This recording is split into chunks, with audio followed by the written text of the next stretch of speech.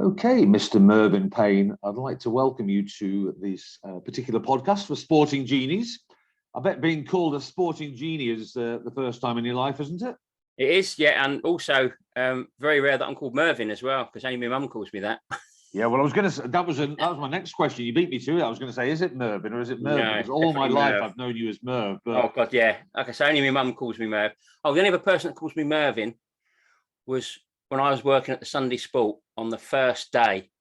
I made the mistake of telling the news editor, who was a practical joker, that I preferred to be called Merv rather than Mervyn. And to this day, he insists on calling me Mervyn. And he pronounces it really pronounces it as well, just to wind me up. So, well, I've never called you Mervyn before. You've always called me Merv. That's the first time. Yeah, but I think when first time sporting genie, so it's a day of first. But I think when I ping you emails, isn't one of your email addresses mervinpayne.co.uk? Oh, it's the domain name. Yeah, I was just being a bit narcissistic and decided to buy my full name before someone else snapped it up like they would. But yeah, no, I just wanted because it's unusual. So this was in the era where sort of like sort of creative people and agencies and stuff were using up really weird names. So I thought, nothing more weird than my full name, so I'll use that as a trading name, and that was where it went really. But yeah, that's all in the past. Well, you told me yourself that you're a regular on podcasts, and you've certainly been interviewed by the people of the caliber of Danny Baker. So you're now being interviewed by an amateur, having been with all these professionals in the past. Yeah, I was on the Danny's Treehouse podcast a little while ago. It was lots of fun, and yeah, I mean you can tell even when you're on a Zoom call with him, he's the consummate professional. He's very good. What he's good at is pretending it's all going wrong, and that it's all chaotic and all made up as he goes along. But it's not. He's up at like 5:30 in the morning, planning his output, and it is literally watching like a genius at work, to use an old cliche. Because yeah, he is broadcasting wise, he's I think pretty without any sort of equal. I think it always has been. And yeah, like I say, he's on this Treehouse pod on Patreon now, and it's brilliant. He puts out 2 a week, and as with all these broadcasting, the content is purely driven by the listener, and that's the genius of it. It sounds simple, but that's why people like him and Chris Evans and that sort of thing are so good at what they do, because instead of sort of sitting and talking about themselves, they let the listeners provide them with all the content. And it's just, so from that point of view, it's always unique, because everyone has their own story to tell, and Danny's stuff is just full of ordinary people's fascinating stories, and which sort of leads on quite nicely to Victor Publishing. Really, that's one of the reasons why I started that up. Well, I'm going to come back to Victor Publishing in a bit, if I may. Yeah. But you won't be surprised to learn that there's more than a little sprinkling of reference to Stockport and Stockport County in my podcast. Being good, glad to hear it. An avid fan. And the thing that our listeners will notice very quickly is that you've got a very, very impressive Stockport accent, haven't you? Yeah, definitely. Yeah. So, I've worked on it in the 30 years that I've lived here. Well, I'm now going to open the book and put you on the spot, but all in the nicest possible way. So I've pride in having you as a mate for donkey's years. Yeah. And I'm also proud that you are probably my one and only Millwall fan mate that I've got. So the wonderful world out there, rightly or wrongly, and you'll have an opinion on it, which is really, really valid, and I respect your opinion more than most. Tell us about the stereotypical perception of a Millwall fan, and outline to the world what the accurate description of a Millwall fan should be. Well, yeah, I obviously can't speak for all of us, but I mean, a good example, again, I don't want to bring his name up again, but I mean, Danny Baker is quite a famous Millwall supporter, and I don't think fits a stereotype. The stereotype is perpetuated by the media. And I mean, once the media get their hands on something, and with social media, it's even worse. And it is, I mean, the amount of times, the reaction I get, I find it quite funny. The reaction I get when someone says Muji Sport, and you say Millwall, and it just, you get a bit tired of it, and you just sort of laugh it off. I think the most satisfying thing is when you take someone along to a match, and I've had quite a few people who have had this sort of warped desire to sort of go along and see what it's like. And I remember a friend of mine called Mark, who was brought up in Northampton, lives up here, but he was brought up in Northampton, and Millwall drew Northampton away in the League Cup a good few years ago now, maybe 15 years ago. And he just said, "Oh, should we go?" And he noticed online there was like hospitality tickets for like something ridiculous, like 20 quid. So you could get a pre-match meal and players lounge after the match and the seat in the stand. Well, yeah, we'll go. And we went in, we were escorted away to the away terrace. And he's looking around going, well, where's all the fugs? Where's all the football factory donuts? And it was men with their wives and kids. It was like your classic sort of groundhopper train spotter types who insist on going to every game. And you know, by and large, that's what it is. But like every single club in the country, there's like a small element of nutters, really. But football clubs are a product of their community. And every community is the same. You know, you go around Stockport communities, there's nice people, good people, bad people, nutters. And that just sort of maps itself onto the club. So, yeah, I mean, I get a bit sort of bored of sort of trying to explain it away, or people will say, "Oh, you make excuses," stuff like that. And even to the point where if there's something happens at a football match involving other teams, I'm listening to a commentary of a Premier League game. I won't mention the teams again because it's like just whataboutery, I suppose, but it's still relevant. It was a Premier League game. It was live, and the home team were losing. The fans were getting a bit narky. The away team took a throw in by the home team's fans, and he got hit in the face by a plastic bottle. And the reaction to that, compared to how the reaction if it had been Millwall, whatever anyone says, was completely different. This was on 5 Live. The reaction was immediately to jump to the defence of the home club and say, "Oh, I'm sure they'll be punishing him to the fullest extent, and I'm sure they don't." And that's not basically doing a brilliant PR job for the home team. Whereas if you say, when people say, "Oh, you're just saying this because you're Millwall," but it's not. If it had been Millwall, it would have been front page news. And I can point to a similar situation back in the early 2000s, late 90s. I think Oldham were playing a cup tie with Chelsea, and the Oldham fans weren't very happy with the linesman. So one of them lobbed a pie at him and hit him on the back of the head. And I was working, say, at a national newspaper at the time, and they thought that was hilarious. "Oh, it's great. Oh, what can we, let's make a big thing. Oh, he's the hero with the pie, and let's still 10 songs we could sing about them." And it was funny. It was seen as a comedy moment. Fast forward about 12 months. Millwall were playing Birmingham at home in the league, in a midweek game. Similar sort of situation. I think Millwall just had a goal disallowed for a very close offside. And it was a big game because both teams were near the top of the championship at the time. And funny enough, a pie rained down from the stands and just landed next to the linesman. The papers next day were hysterical. "Oh, what if it had been a knife? What if it had been a rock? You know, we've got to shut this club down." And you think, well, you know, something's not quite right here. But I did ask my boss, who was the chief editor-in-chief at the time, said, "Is there some sort of media conspiracy against him?" And he said, "Not really." He said, "It's, you know, journalists by and large are lazy, and they're easy copying. They don't do themselves any favors." And that, I will admit, is true. They don't do. Certain fans of the club, I think, play up to the reputation. But yeah, I've probably gone on far too. But No, most people who get to know me say, you know, "You're not how I expect a Millwall fan to be." And I say, well, that's exactly what you think if you met 99.9% of Millwall supporters. So, you know, the reality is never quite the same as the media perception or the social media perception. But as someone famously once said, if the myth is better than the fact, then print the myth, or if the myth is better than something like that. I always say that it might be Mark Twain or someone, but yeah, that's basically what it is. If we use the old cliche of you cut somebody in half, if you were a stick of rock, without a shadow of a doubt, it says Millwall throughout that stick of a rock. Definitely. But is there any fragments in there, even if it's a tiny minutiae of a fragment that has Stockport on it? Oh, definitely, yeah, absolutely. I mean, like I said, I've lived here for 30 years, and I met my wife in Blackpool on holiday, and she's from Stockport. And when I first knew her, I was living in London, obviously. She was living up here. And I would get the train up from Euston to Stockport on a Friday night. And the first thing I knew that I was coming into Stockport Station was the floodlights, because County would mostly play on the Friday, the games at home. Absolutely. Yeah, and that was let me think now. That was a 1991 season when they won promotion from the 4th Division, as it was known then, I think. I think it was still called the 4th Division, under Danny Bergara. And although my now father-in-law and brother-in-law were big Man United fans, as Stockport people, they unashamedly list them as a second club and love to see them do well.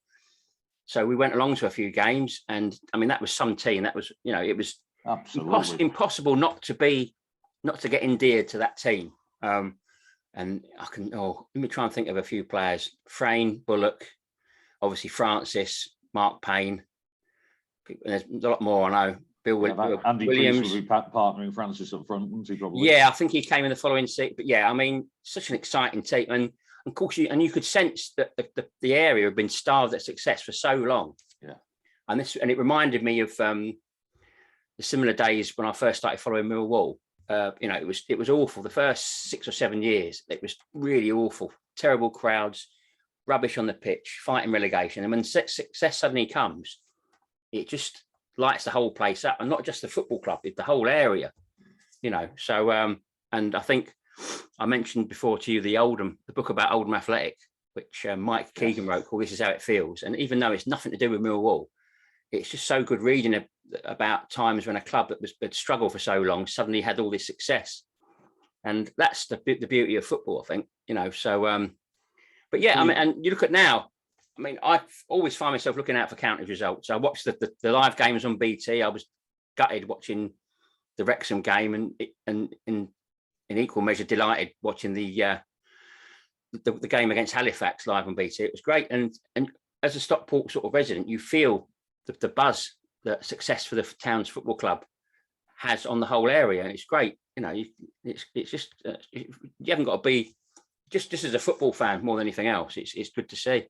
Well, I felt the pain of being both the Wrexham games, both in the FA Trophy and also in the league. 2 defeats where me and my son had to experience. But it's funny you referring back to Division 4, because Division 4 in those days, clubs had to apply for the re-election, and that was a constant favourite position of county. And continuing the theme that you started off today, Merv, the joke used to be that the only reason we were re-elected year after year was because people thought our pies were better than most.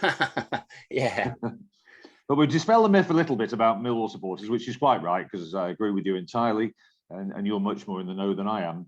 But I remember one of the early days when we got together, one of the first bits of creativity that you showed me, you had some involvement, and you showed me the PR associated with Millwall with some quite impressive posters that were done for Kick It Out in terms of racism. Right, yeah. And the theme of those Tributio players. Yeah, I'm glad you mentioned that. I was working at a design agency in Hazel Grove at the time. It would have been early part of 1998.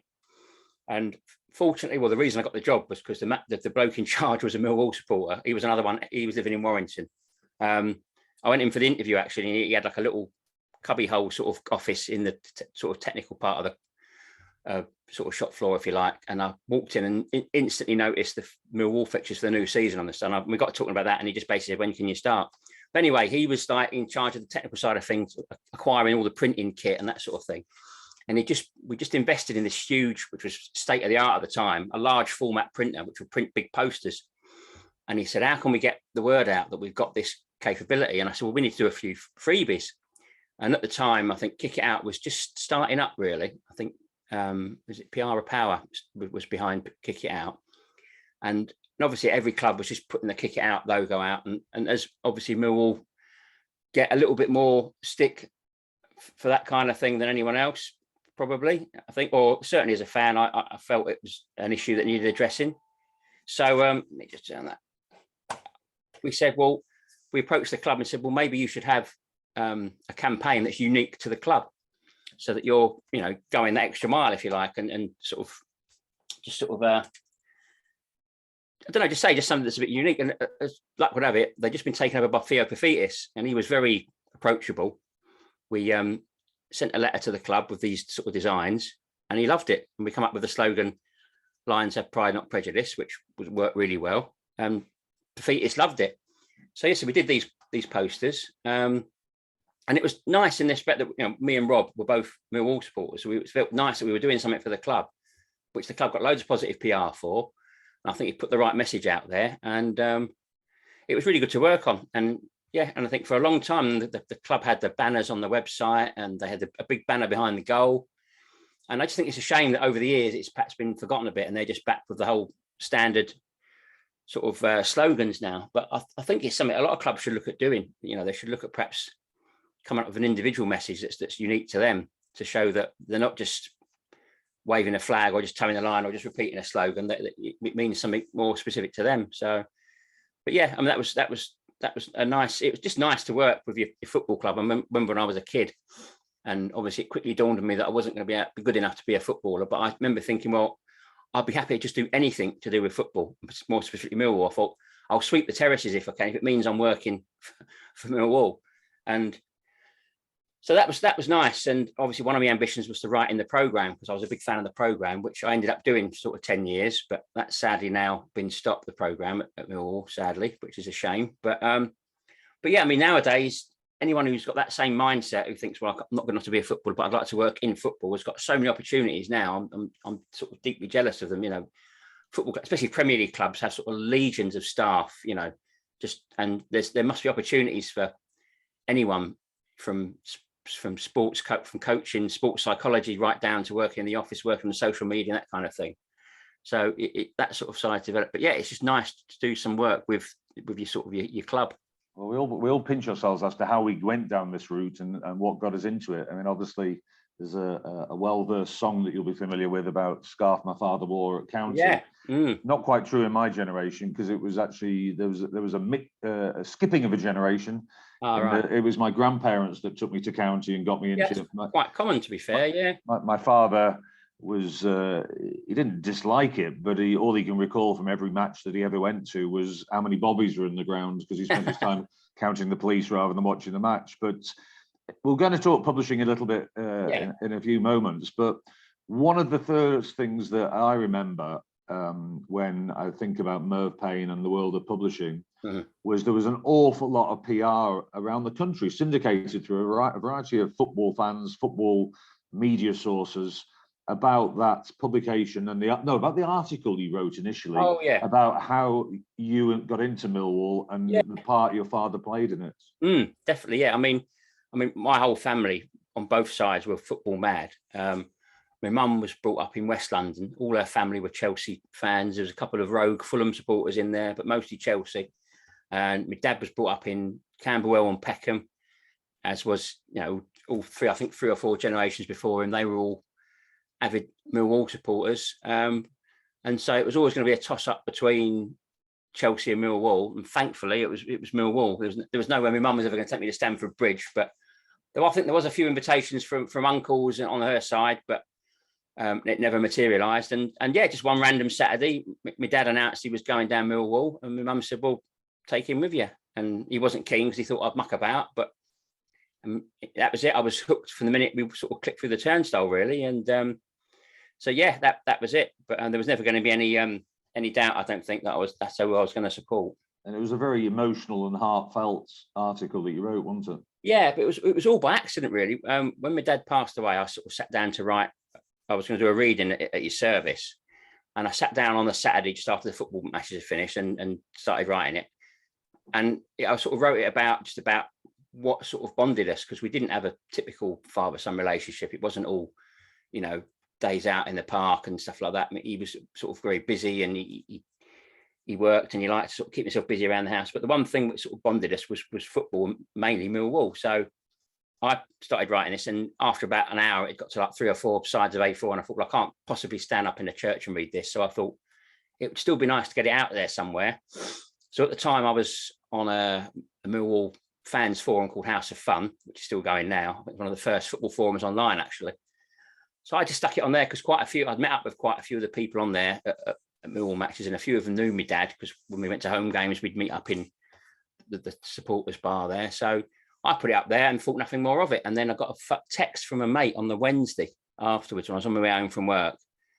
And he said, I've just read that bit about your dad. He said, it's really sad. And he said, but he said, it's everywhere. He said, I've just seen it on some Facebook page for like Blackburn fans or something. And people are all talking about it. And I said, well, that's nice. But then I thought nothing more of it. And then about 6 months later at work, we got some consultants in to change the direction of the publication. And one of those consultants was a fellow called James Brown. I don't know if you're familiar with him, but he was the guy that he started out working for the NME, funnily enough, alongside Danny Baker, funnily enough. And he then started a magazine called Loaded in the 90s, which was I remember the magazine. huge, yeah. And it was part of the whole lad culture, you know, back then, the whole TFI Friday sort of thing. So he owned and ran Loaded, which was obviously a massive success, sold that, and was something of a publishing sort of expert, if you like. And he was sat opposite me in our office, and because I recognised him, he'd done a few talking heads on these football, you know, these things like 100 most embarrassing football moments, so you see on Sky. Yes. And they have all these talking heads, and they're like Dominic Holland and people like that. And he was always used to be one of them because he's a massive Leeds fan. So sort of being a football nutter myself, I sort of collared him at the coffee machine, and we got chatting and got on really well.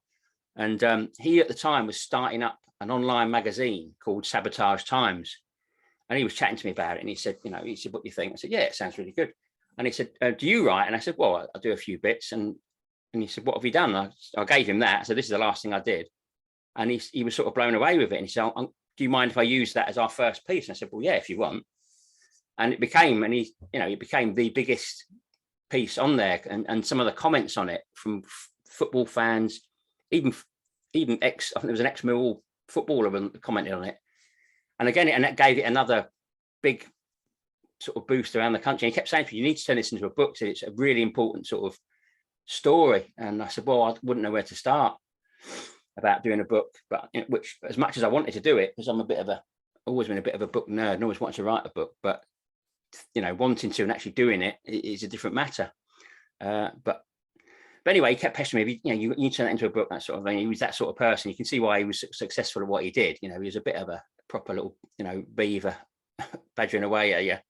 But yeah, I mean, the exposure that story got then, I think it even got retweeted by Stephen Fry for some bizarre reason. And it was in The Guardian, and James moved on, and I think he did it in something else. But he was very good. He always, never tried to take credit for it. He always sort of mentioned me. And that is how I first got to sort of know sort of Danny Baker, because James is good mates with Danny, and he showed him a few years ago, and that was that really. But it took me, how long was it now? It took me about 10 years to turn it into a book. And I didn't want this, because I thought it would almost, I kept starting it and then stopping, because it almost read like an autobiography, and I thought no one wants to read the autobiography of a nobody. It's no, every football fan who's a fan of books wants to write the next fever pitch or the next far corner, but it's unrealistic, I think. And at the time, I also was chatting to a chap called Ian Ridley, because where I worked at the newspaper, I worked for the magazine as well, and I did all the book reviews. So people would send books in and you review them. And Ian Ridley had written a book at the time about the time he bought Weymouth FC with Steve Claridge. And he kindly emailed me to thank me for doing such a big review, because everyone else had ignored it. And we got chatting, and he had contacts in the publishing business. And I mentioned to him about this book, and he said, oh yeah, you should speak to my guy at who was it now, HarperCollins. But they were very candid with me and said, look, the thing is, at the moment, the only people publishers are interested in is famous people, because they guarantee book sales even if the books are rubbish. And at the time I said, we've just signed a 5-book deal with Wayne Rooney. So Wayne Rooney said, and he's got nothing to say whatsoever. So obviously he's got a football career, but he has nothing interesting to say. He said most of them will be ghostwritten. So he'll basically write 5 life stories and they'll sell in their bucket load. He said, and that's really all we're interested in at the moment, unfortunately. So, but it didn't bother me. I sort of thought, it just didn't bother me. I was quite realistic about it. And then I sort of, it was a completely different idea at the start of 2018. I wanted to write, because it was 30 years since Millwall got promoted to the first division for the one and only, or the top flight, Premier League, as it's now known, for the only time. I thought I'll just write a short story about that season, and it will appeal to Millwall fans. And then as I was writing it, I realised how it tied into that story with me and my dad, because my dad's holy grail, all Millwall fans' holy grail of my dad's generation, was reaching the first division, because they'd come close to it in 72 and missed out by a point. And my dad was convinced that was their only chance, and they'd blown it, and he'd never ever see them in the first division. And that used to I used to think it was quite sad. And that was my ambition, was to watch Millwall win the first division against Arsenal, Liverpool, Man United with my dad. So that was the season it happened. And I tied it in with the sort of, because my dad does as my article was known, story, and it came together into a book. And yeah, so that was published in September. And it went really well. It was really well received. I thought I'd just sell it to family and friends, but it didn't, and it's still selling now, which is great. And I got a bit of a bug for writing books then. So I still chat to Ian now, and he says he hates it. He hates the process. So he absolutely despite. He said, he agonized it, and he said he's glad when it's all done. Whereas I just really enjoy every bit of it. And so I wrote another one about the club's first season in the first division, and then someone came to me with an idea. It was a chap who was in the youth team that won the FA Youth Cup for Millwall in '79, who I'm friends with on Facebook. And he said, would you be interested in doing that story? I can talk to you and put you in touch with all the players. I said, yeah, great. So that was my third book, which was about that team, which was a fascinating story for another time, probably on its own.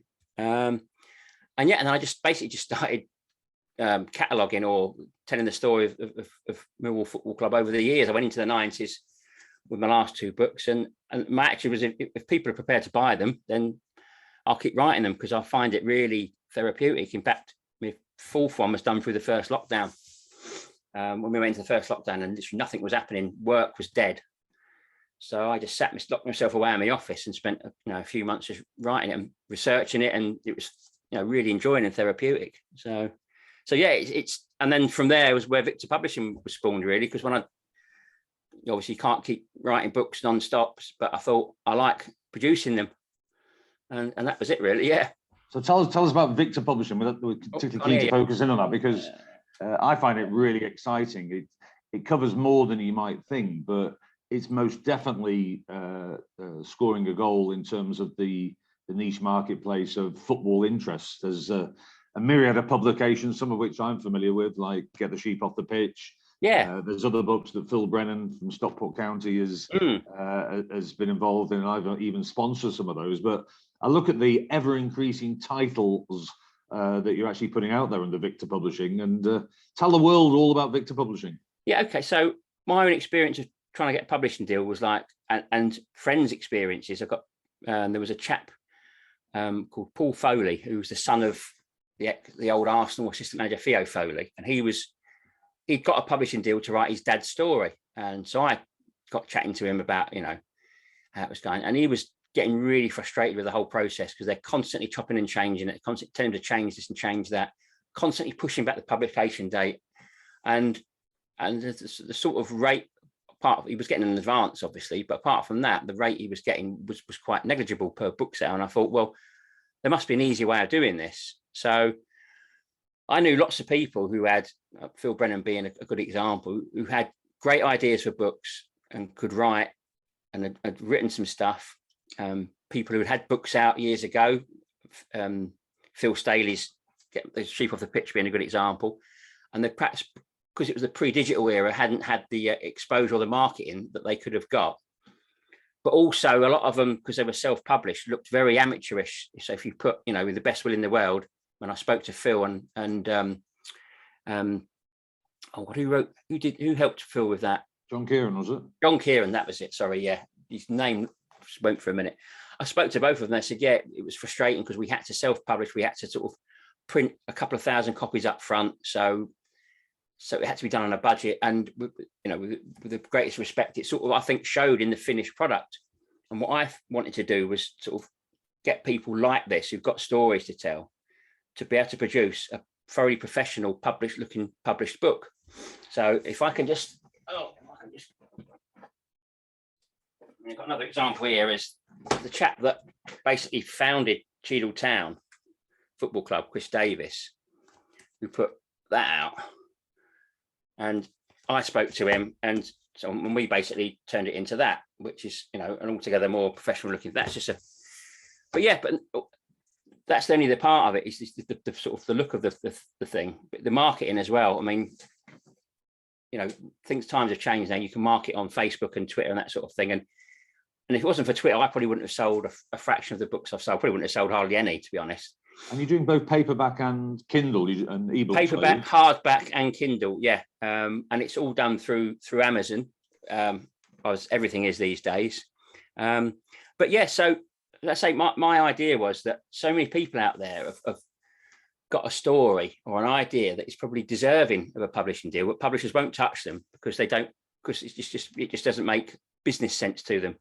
And I didn't want to do it so much as a business or as a vanity thing, because a lot of people, they used to call self-publishing vanity publishing, which I think is a bit cruel. But I think there's a lot of people out there who I think maybe 20, 25 years ago probably would have got a book deal with a publisher, but the whole thing's just moved. But now, since the pandemic, book buying, you know, has got rocketed again. You know, books are back in vogue, both the printed ones and the digital ones.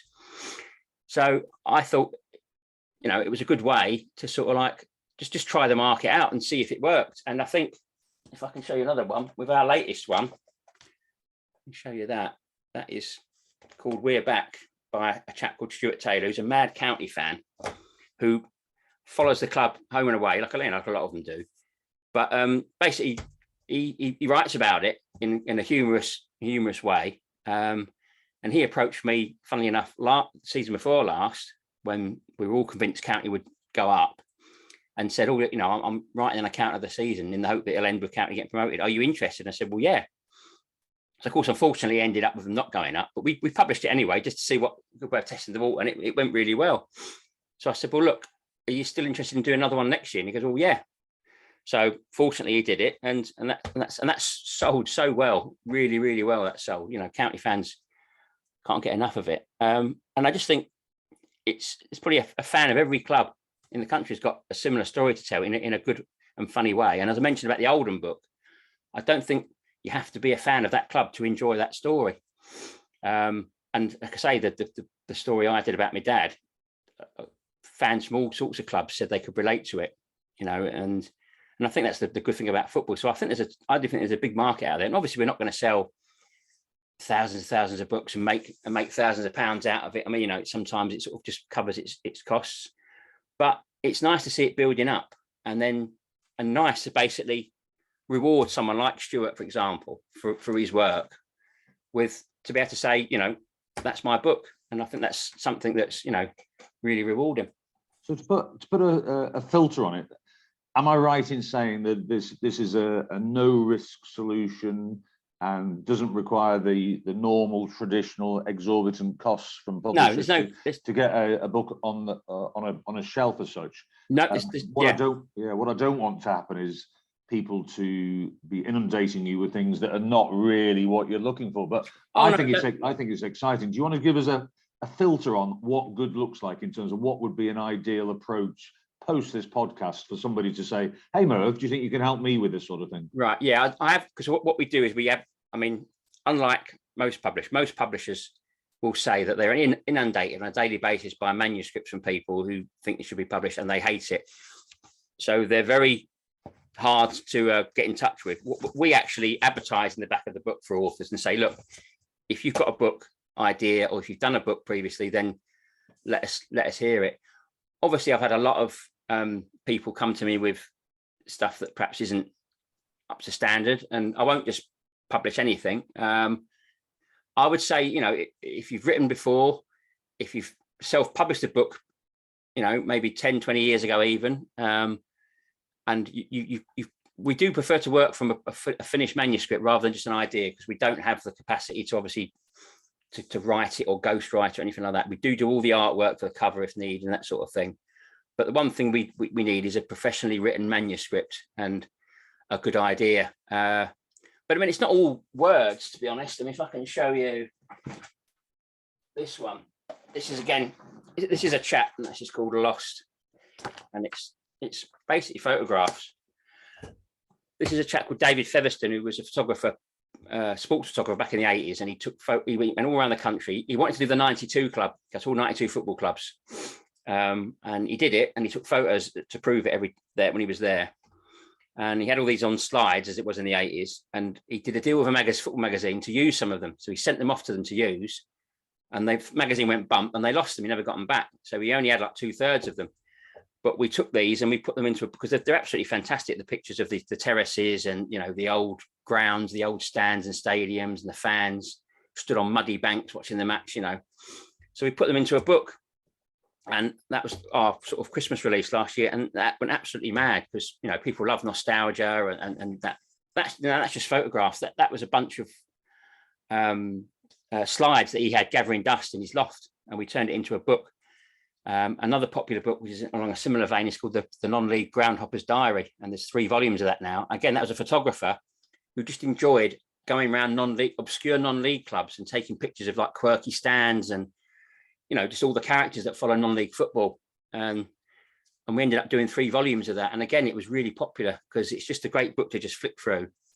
So a lot of these ideas, we're not just looking for like another J.K. Rowling, to be honest. Well, a lot of this chat that we're having now will be syndicated across a variety of different channels. Yeah. Not surprisingly, the people who are listening to this on Spotify will miss the visual of seeing Merv of course, yeah. holding up all those wonderful books. Needless to say, the creativity and the impressive aesthetic value is improved dramatically from those people that have worked with both Merv and Victor Publishing. I find the easiest way to, if you haven't got a copy of a book and can't look at an advert, you just simply go to Google, type in Victor Publishing. Yeah. There's only one Victor Publishing. There is, That'll be the first one that pops up. You can get Merv that way. Yeah. The only thing I was going to say was a couple more things that I'm going to say before we conclude. Yeah. One was my nosiness in terms of Victor Publishing. I'm just wondering, was it a stock image, the logo, or was it one of the Millwall players in terms of his hands aloft having scored a goal? Yeah, I think it was. I think I basically scanned it out of a program. Okay. And then messed about a bit in Photoshop for a bit. But yeah, I wanted that connection. We're getting a lot of publicity at the moment with the hands slightly further down because that's the imagery of Paddy Madden when he scores his goal. Ah, right, yeah, the old airplane celebration. Yeah, but yeah, that was the idea. Yeah. Well, Merv, it's an absolute pleasure to talk to you today. The concluding comment, because you clearly are the numero uno on publishing in my contact base at the moment, and I love everything you do, and I think it's exciting, and I think you've opened the door for opportunity for so many other people involved in sport. So I congratulate you on that. But a final question, just to put you on the spot then, perhaps excluding one of your own, because that would be a wee bit biased. Yeah. What do you think is your favourite sports publication of all time? Funnily enough, I'm terrible for actually reading some of the most popular books. I've only just read what is considered one of the best football books ever, which is Harry Pearson's The Far Corner, which is 20 years old. And people kept talking about it, and I kept meaning to buy it, and I didn't. That's definitely up there. But I discovered a chap last year who, again, I knew about, but never got around to reading. A fella called Dave Roberts, who actually got to fame writing-wise with a book called The Bromley Boys. And it was... Oh, yes, I've heard of that before. He was from Bromley, which is my sort of neck of the woods. And he wrote this story about growing up in Bromley and following Bromley FC, who were terrible at the time, really bad. And his style of writing was so good. They ended up making a film out of it, which I thoroughly recommend. It's on Amazon Prime, I think. Bromley Boys. It's absolutely brilliant. And he ended up writing about 5 books. And sadly, he's no longer with us. He passed away. I thought that was the case last year. Yes. But his Twitter bio was typically sort of self-deprecating. He said, author of Bromley Boys, and a book about advertising which nobody bought. Now, his book about advertising was called Sad Men, so it was a play on words of the Mad Men series, and it was about his time as an advertising executive, which I've spoken to you about. I think and I thought it was brilliant. It was a really, really good story, and at the moment, I think that is probably my favourite book. So I'd recommend Sad Men by Dave Roberts. I'd definitely recommend Bromley Boys by Dave Roberts, and 32 Programs by Dave Roberts as well. It's he wrote some fantastic books, and it was his writing style that did it. It was just so easy to sort of read. But again, I mean, Harry Pearson's The Far Corner is definitely up there. And obviously Fever Pitch by Nick Hornby was what I think started a lot of football fans off on writing as well. Well, you're going to get credit for a lot of things, but you're going to get credit also for organising my Saturday evening viewing now, because I'll be heading to Netflix. And Bromley Boys, here I come. Oh, definitely. It's so funny. It's obviously because of the purpose of television, it's a twist on the original story. But it's full of good British actors. It's just really, really funny. The guy who plays Dave It's brilliant, and it's on Amazon Prime. But honestly, it's superb. It's really, really good to watch. But yeah, I recommend these books as well, definitely. Merv, I'm absolutely delighted you're giving up your time today. Thank you very much indeed. No worries. And you can be absolutely assured that we'll be crossing paths before you know it. Yeah. Okay. Take care, mate. Nice one. Cheers, Adi. See you, boss. Bye-bye. Bye.